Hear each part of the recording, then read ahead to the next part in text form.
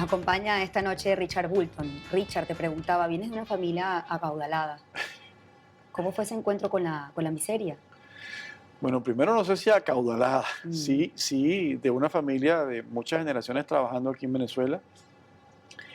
Eh, Hoy fue un shock.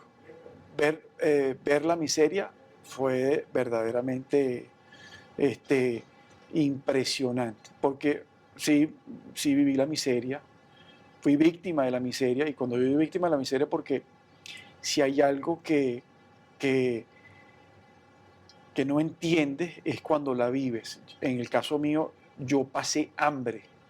El hambre es, el hambre es lo más horrible que te puedas imaginar.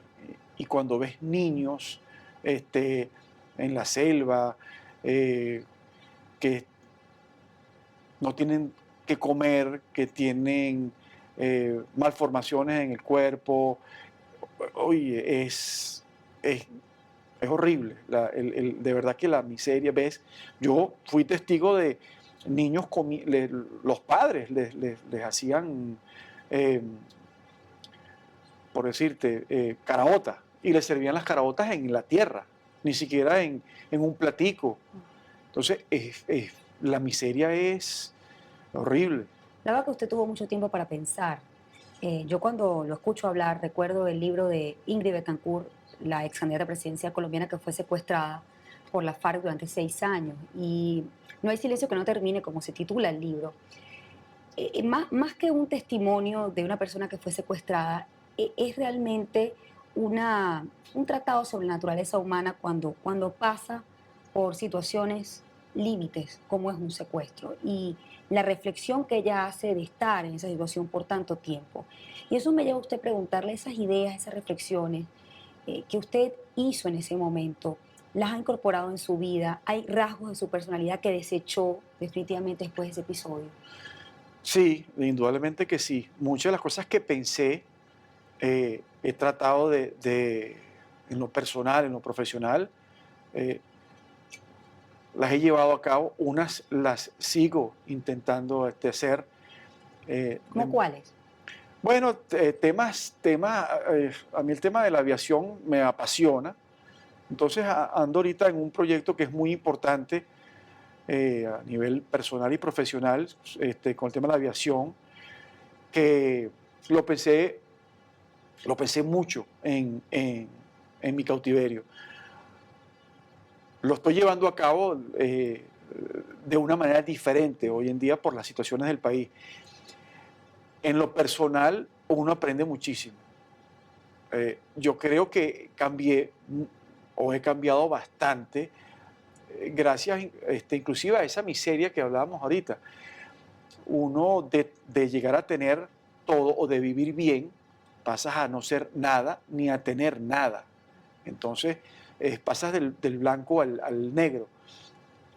Y eso te hace cambiar enormemente. Yo veo la vida hoy en día totalmente diferente y trato de vivirla a mi experiencia en esos 2 años de cautiverio.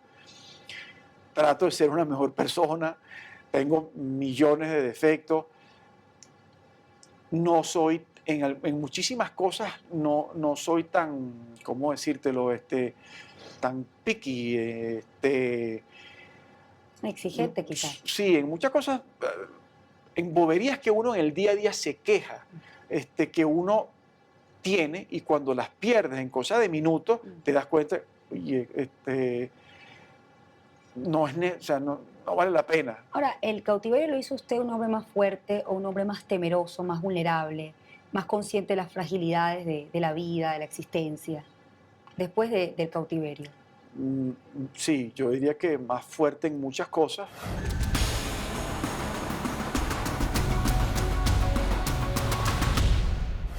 Yo creo que a la final lo importante es de todas las cosas malas, y eso le pasa a uno todos los días, de todas las cosas malas que a uno le pasan, siempre uno de eso saca algo bueno. Y ahí es donde está la gran enseñanza, en esos momentos de crisis, analizar y, y de eso aprende. que es lo que a mí me pasó. Yo aprendí muchísimo de lo que me pasó a mí en mi secuestro. Fue como una cachetada.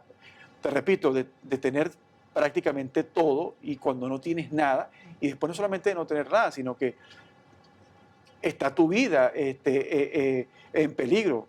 Simplemente tú no controlas el destino estando secuestrado.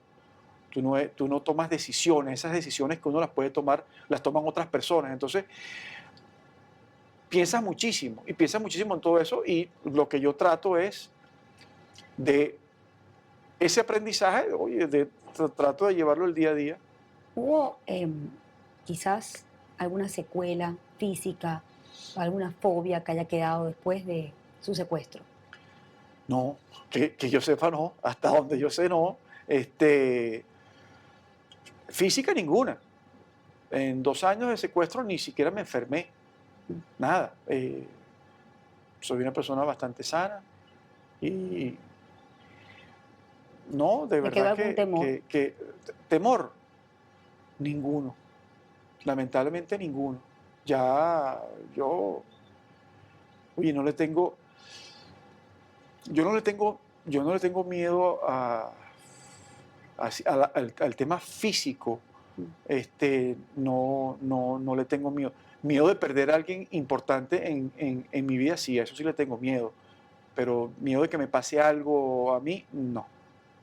¿Cómo fue su relación con Dios en el cautiverio? Interesante. Estás solo, tienes todo el tiempo del mundo para, para pensar, como tú decías, pero el ser humano es muy mala persona con Dios, Mm. porque no piensas en Él sino hasta en el momento que lo necesitas. Entonces, Mm. cuando estás solo y ni sabes que lo necesitas, entonces ahí sí hablas todo el día con Él, le rezas a la Virgen todo el día. Entonces, sí, me aferré a Dios.